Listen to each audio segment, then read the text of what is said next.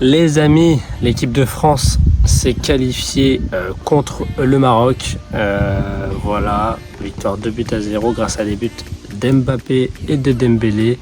Franchement, ça fait plaisir face à une équipe marocaine qui m'a un petit peu déçu, mais voilà, on est parti pour les tops et flops de ce match. Mon premier top pour moi, ce sera le seul Marocain de la vidéo. Pour moi, c'est Yassine Bounou qui réalise un gros match, 5 arrêts. Il stoppe le penalty d'Mbappé à la 28e minute. Franchement, il est pas mal. Mais à chaque fois qu'il fait une Coupe du Monde avec le Maroc, il a un gros niveau.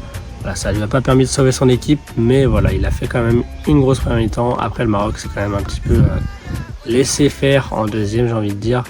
Donc forcément, il n'avait plus d'équipe avec lui. Mais pour moi, Yassine Bounou réalise une très bonne mi-temps, un très bon match.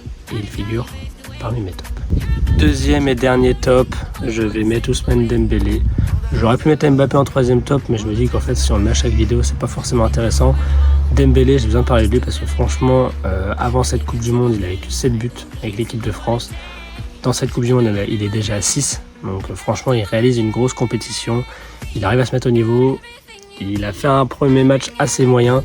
Et franchement, il arrive à monter son niveau au fur et à mesure de la compétition. Donc franchement, c'est plutôt pas mal de retrouver un Dembélé à ce niveau-là parce qu'on en aura besoin du coup face à l'Espagne en demi-finale le 14 juillet. Et voilà, pour moi, Dembélé remonte bien son niveau et mérite d'être dans mes tops.